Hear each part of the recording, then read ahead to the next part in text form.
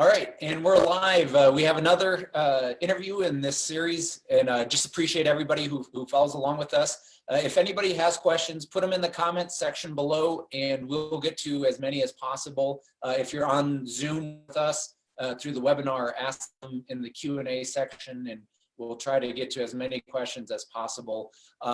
Today, we get to talk about one favorite thing, agriculture. And for folks who may not know, I'm a fifth generation Iowan, first to be raised in town. So my ancestors all worked on the lands, and we still have our family farm up north of Mason City. And the whole reason I kind of got into running for office is my grandma,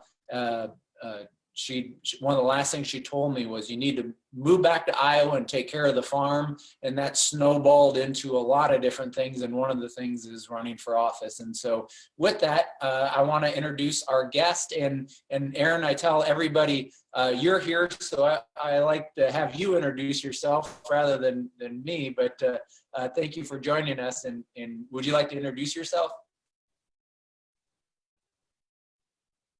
Absolutely. It's good to be here. My name is Aaron Lehman. I farm just outside of Alleman, Iowa. I'm a fifth generation farmer on our farm here. I farm with my family. I have a wife and two kids and two brothers who help out a lot with our farm operation. We farm corn, soybeans, oats, and hay, both in a conventional rotation and some in organic rotation. And I am serving as president of the Iowa Farmers Union. Wonderful. How long have you been with the Farmers Union? Well, I'm a lifetime member, and that's just not when I signed up as a lifetime member. I was going to Farmers Union activities as long as I can remember. So for all 52 years of my life, I've been an active Farmers Union member. Right, fantastic. My grandpa, my grandpa on my dad's side sold seed and feed up in Larchwood, Iowa, and my mom's dad was a farmer, and he was actually a member of the Farmers Union. And so, oh, wonderful! Yeah. And so she told me a few stories about that and everything. So, Farmers Union is over 100 years old, and we've been advocating for farmers since 1915. So we're actually the oldest farm organization in the state. Oh, wow. So agriculture right now, to put it up in a nutshell, we've had low commodity prices for the last 6 years. We've had market consolidation, and so it's squeezing farmers on the input and on the market side. We have a trade war where the 4th district is the #1 district in America affected by it, by costing us over $558 million last year, or as of last fall. And now we have COVID-19. Things are not easy for farmers these days. What are you seeing, and what are some of the things that needs to be talked about when it comes to agriculture? Well, farmers, you summed it up very, very well. Farmers are having a very difficult time through all the factors that you mentioned, through trade policy that was clearly mishandled, through low commodity prices for a number of years, through consolidation in the marketplace. All this at a time when we know that farmers are more and more challenged by climate change issues, and we're asking farmers to do more and more on the landscape. But I would say that this spring has been one of the most discouraging times for farmers that I can remember. I grew up during the farm crisis, and there was a lot of pain in our community then in the 80s. I see a lot of pain in our communities now, and a lot of discouragement with how things are going this winter and this spring. Yeah. What and you mentioned you got most of your crops in already, and I've seen farmers out there on the land right now and plowing and getting their corn and soybeans in. What are some things that you think are immediate things we can do to help farmers out right now, both COVID-19 and pre-COVID-19?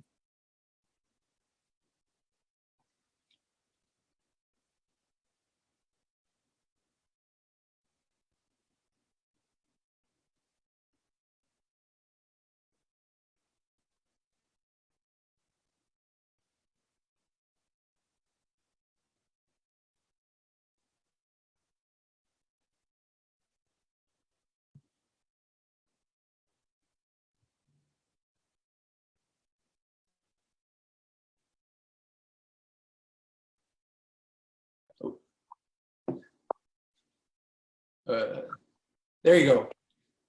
Are we back? We're back. Okay, good. Sorry about that. I don't know if it's me or you, but I was just asking. So, can you talk about how right now we have planting season, and can you talk a little bit about what the mentality of farmers are this time of year? Yeah, farmers are so optimistic every year putting in a crop, not knowing exactly what's going to happen, what the weather and what the markets are going to be like by the time it's to harvest that crop. So farmers are incredibly optimistic and incredibly innovative when trying to raise their animals,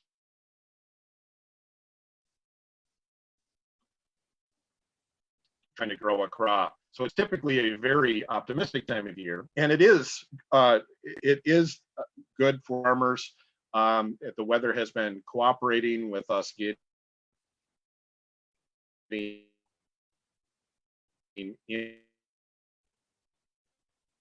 into the fields.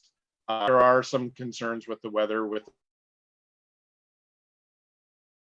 the recent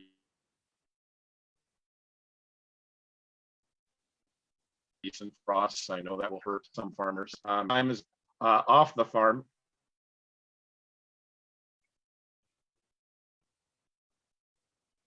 Farmers are after they get in from the field, they felt like they've been thinking about markets and trade issues and COVID issues and how are we going to market our product under these prices. So it's been a stressful spring despite the favorable weather. Yeah, and so I know a lot of talk right now. We have a lot of issues going on, especially because of COVID-19. One of the biggest things that we're seeing in Northwest Iowa is the factories being open because of the amount of plant workers who have been getting sick, and so that puts a backlog on the hogs, and when they can't be slaughtered, they have to be euthanized. And so, what do you see? I mean, it's a horrible situation all around. Do you want to talk about that and what you're seeing it from your angle? Yes. So farmers rely, especially, well, in the livestock industry, we rely on the processing industry. And the thing to remember about this is it's a very, very consolidated industry. There are about 50 plants around the country that slaughter about 98% of all livestock. And for years, we've had issues with the meatpacking industry in how they treat workers and how they treat farmers. And this bottleneck between the farmers and the consumers has led to all sorts of bad conditions. And in addition to bad working conditions, it's meant that farmers get less and less for the product that they make. And consumers, on the other hand, are subject to lots of volatility in prices, even though farmers aren't making any money growing those animals. Yeah. Right now, farmers get less than 15 cents for every food dollar, largely because of this bottleneck between the farmers and the consumers. And would antitrust laws, would that help? And if so, like how would they help? Yeah, we really have neglected our antitrust enforcement over the years. And we've allowed just 4 companies to control up between 60 and 85% of the various meatpacking industries. We really need tight antitrust enforcement. And that not only means that we would not allow these companies to buy each other out, but buy out the competition. We would allow competition to remain, but we would also be able to say enforce what practices are put in place in these contracts with farmers. Right now, because there are only a couple players in the meatpacking industry, farmers are at a big disadvantage, and they often sign contracts that are very one-sided. And so antitrust enforcement, not allowing so much consolidation and enforcing those farmer protections is really, really important. And if we are not able to enforce our current antitrust laws, then we need to come up with even stronger antitrust laws. And that's exactly right. And what we saw under this administration, the one entity that's supposed to protect farmers is GIPSA, the Grain Inspection Stockyard Packers and Stockyards Administration. And with that being dismantled, or they're actually were a standalone entity, and then now they went underneath the entity that they're supposed to oversee. Next year will be the 100-year anniversary of the Packers and Stockyards Act, and I'm hoping that's my first year in Congress. And so I fully want to have a modern version of that, because we had this battle 100 years ago. Yes. And that's, I think, the point that gets overlooked is we've done this already, and it's hard to break up a system that's already the status quo, but at the same time, it wasn't easy back then either. And what you saw was 2 Republican presidents. You had Roosevelt had 45 antitrust lawsuits, followed by Taft, who had 90 antitrust lawsuits, and most of that dealt with agriculture. That's right. And so, and that's why I've one of huge issues that we've brought to the table. And I tell folks, this is not a Democratic issue. This is not a Republican issue. This is Chuck Grassley, Senator Grassley talks about this, and it's something that I'm hoping that we can move, because it would be huge for our farmers if we can get that passed. Absolutely. And that is the one thing that we have to remember during all of the changes that we're thinking about with our food system. And I do believe consumers are thinking about food in a different way. I think they're asking more and more, let's find connections directly to the farmer, whether that might be a food hub or a food co-op or just a farmer's market or some other method. We've got to build these connections between farmers and consumers. And to do that, we can't leave the existing system consolidated in the hands of just a couple of multinationals. In order to build the system we want, we have to have the right antitrust laws and antitrust enforcement. And one of the things that I think COVID-19 has really done is put a spotlight on our food systems. And in order to be a secure nation, we need to be a food secure nation. But at the same time, you look at like even Iowa, we import 90% of our food. And so one of the things that I've been suggesting, I think you just nailed it, was talking about food hubs. And if we create the infrastructure of that, then we can grow markets beyond that. So we can continue with how we're farming now, but we create an alternative market for pennies on the dollar. And I think if there's ever a time that we see the one need for it, but also the desire as public, as put a spotlight on this, I think it's right now. And so in a time of a crisis, I feel there's opportunity. Well, there certainly is. Now, we we need to make sure that consumers understand that there's a better food system out there for us to participate in, and we just need to build the steps to get to it. Otherwise, the existing system will try to convince folks that no, we need to go even to a more consolidated system with farmers having even less control. But we need to offer the vision for a food system that has that benefits in consumers, laborers, and farmers all the way down at the field level. And I think that's exactly right. I think so many times farmers are put up against workers or consumers, and I think they're all in this together right now. And that's what we're seeing. Yeah, absolutely.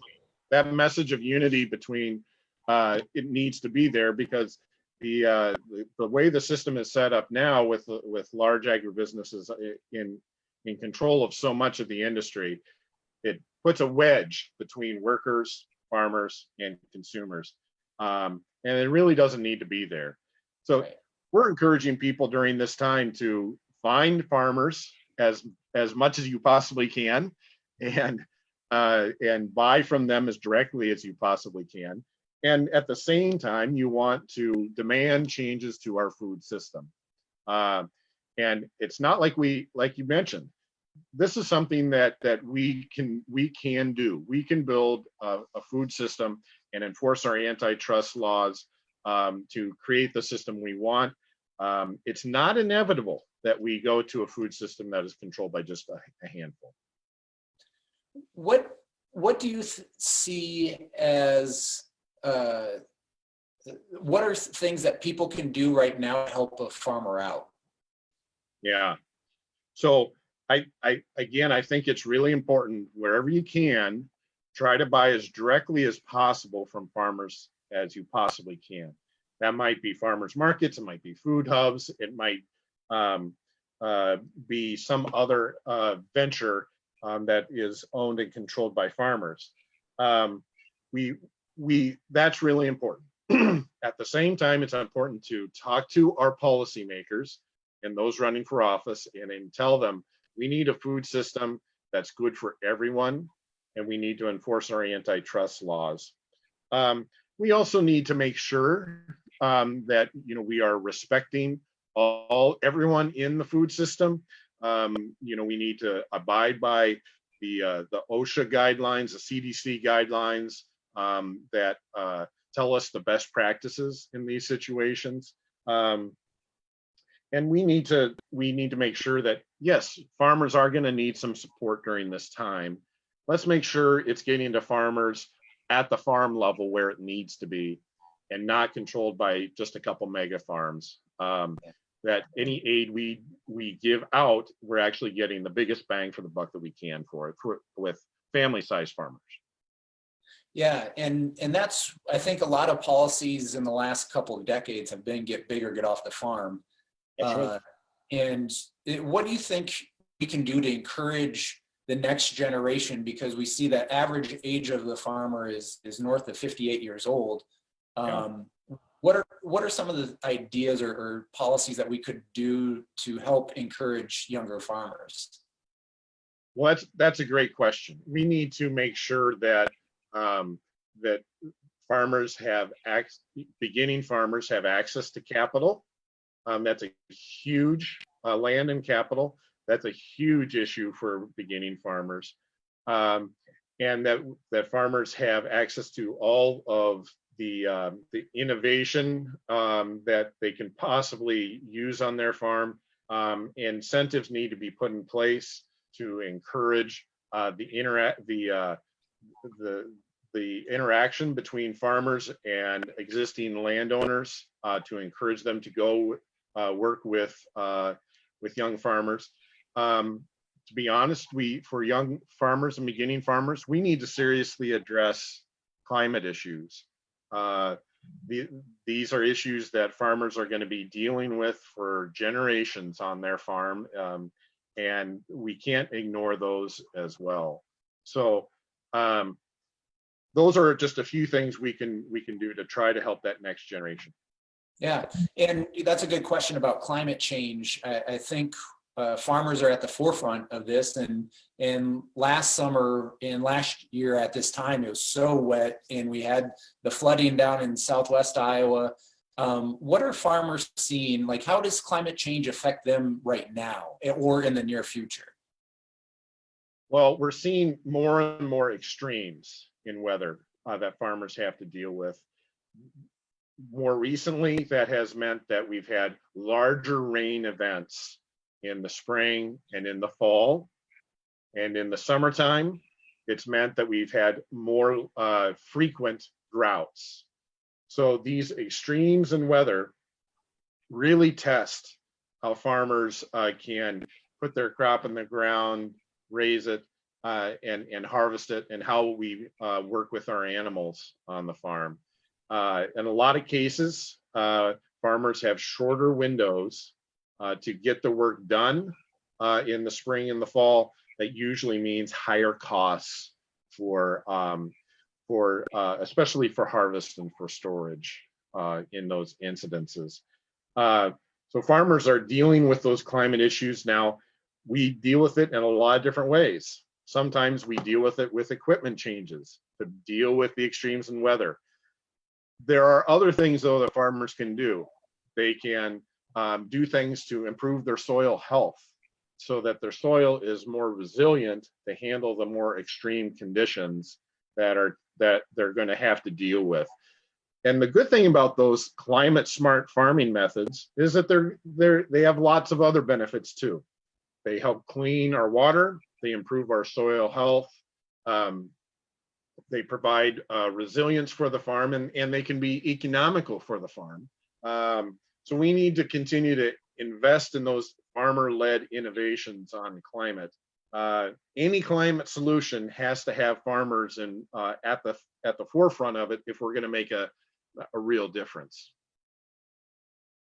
Yeah, I couldn't agree more. I think a lot of time, being a Democrat and on the Democratic Party, there's a lot of folks on the coasts that have these big, bold plans, but they forget about some of us here in the middle country. And we need to have a seat at the table, and including especially the farmers. And here in the fourth district, we're the second most agriculture producing district in the world, or in the nation. We have so much potential here, and I couldn't agree more. So where do you see in one of the things I think gets overlooked a lot? We talked about antitrust, and we talk about the food system becoming local and more regional, or having a food system that's like that. One of the things that I don't think gets talked about enough is, if we go more local, how much economic development that means in rural areas. Oh, yeah. What are some things that you think that how beneficial this could be to rural communities and rural investment? Well, that's absolutely true. So many times we see that the farmer share is so small, and that oftentimes with commodities that I grow or that we grow will often lead to profits being drained out of rural communities. Instead, if we had a strong role for a local and regional food system, we would see those profits regenerate within the community, within the local food hub, within local consumers, within local institutions that would buy food that is fresher and healthier, and would lead to lots of great outcomes for our rural communities. That is one of the more shocking statistics that you brought up, is that Iowans actually eat, between around 90% of our food that we eat comes from outside the state of Iowa. As an Iowa farmer, it's appalling to me that we cannot do a better job of feeding Iowans. So all those things would lead to healthier rural communities by building those systems. And they are not a threat to the commodity system of agriculture that we have and that I grow. I grow corn and soybeans and oats and hay, largely commodities. But in order to really build those connections with the local food system, it really doesn't take much away from the commodity system. In fact, it complements it. It allows farmers to diversify their operations so that they can be less dependent on just one commodity or two commodities, which we see is part of our problem right now. Yep. And one of the things that I saw recently is if there is that connection, that farm to school, farm to prison, farm to hospitals, or farm to military, if we created that, it would only be about 20% of our national domestic production. But that 20% is a huge livelihood for these rural communities.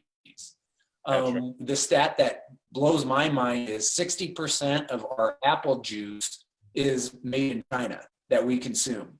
And think of all the apple orchards around the state of Iowa, even though we're not known for apples. And it's so much policy driven. And so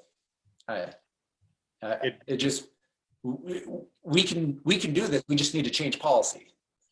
Yes, and I think the thing to remember too is that yes, our policy has driven us into this system so far, and yes, good policy changes can make a real difference in Iowa farms. It was right for the president to address the inequities that China had been given over years and years and years. He just did it in a very, very poor way.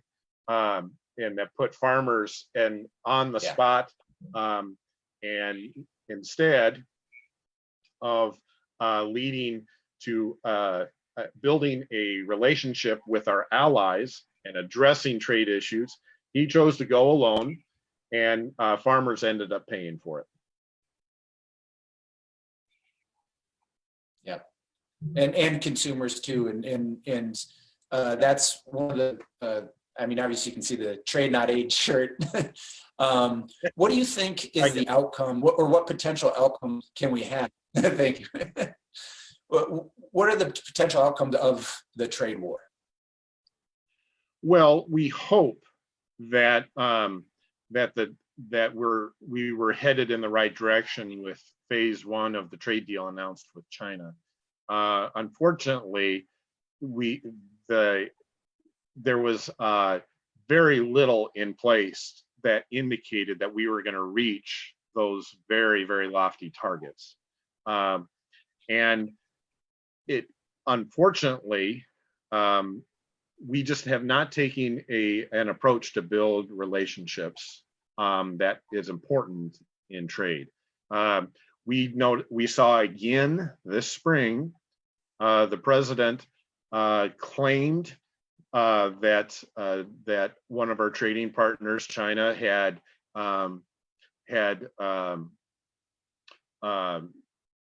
was to blame for some of the virus impacts in the United States, and was threatening to open up another round of tariffs in response, and our markets paid for it. So if that's not how you build a relationship with trade partners, you build it by long-term being a reliable partner in trade. And yes, you make demands when you have to make demands, but trade is not something you just turn on with the flip of a switch.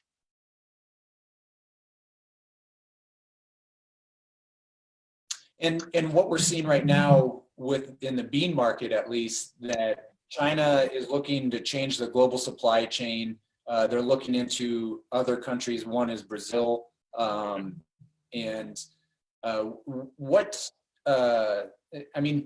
What are you hearing on the soybean market? Is there a market, or do we just lose it, or what are you hearing there? Well, we've got a lot of work to repair the damage that's been done.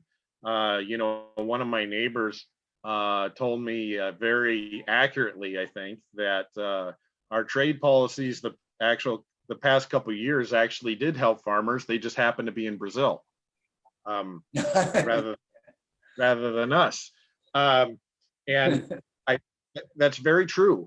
The the cost of going through the trade war, part of the cost of going through that trade war is that some of our trading partners went to other buyers who they normally wouldn't have, and started building long-term relationships with them in order to compete in the trade war with us because we were not being reliable. So we've got a long ways to go to rebuild from the damage that was done. All right, so there's that hour of negative talk. Is there something positive that we can end on? Well, sure. I'm constantly impressed from the farmers in Iowa that show us that they are completely devoted to their farm, to their animals, to their communities. And those people are extremely hardworking and innovative, and they value their communities very, very much. So yes, we are in divisive times, and yes, we're in challenging times, but I think by relying on those characteristics, by relying on our communities, seeing changes. And that is something I'm quite optimistic about, is that I think our attitudes about food and our relationship to farmers gets a new look, and we really have to take advantage of that potential for a new relationship with our food system. I couldn't agree with you more. I think one of the best thing I see in a younger generation, people my age and younger, are that they're more in touch with their food and where their food is coming from. And I think, again, in this time of a crisis of COVID-19, there's a spotlight. And I think in a time of crisis, there's opportunity. And that opportunity is both beneficial for, like what we talked about, the consumer, the workers, and the farmers. And so, again, I would say the two most resilient people I ever met on this planet was when I went down to, one is the baseball players I met when I went down to Cuba. The second are the American farmer. And if we give them a challenge, they're up for it. And so I am say that it is as tough as times as it's been since the 80s, but there is opportunity, and I'm hoping there is a desire for change. And so with that, thank you, and thank you all farmers for what you do, the importance of what you do here in Iowa. And Erin, thank you for taking the time today and talking with us.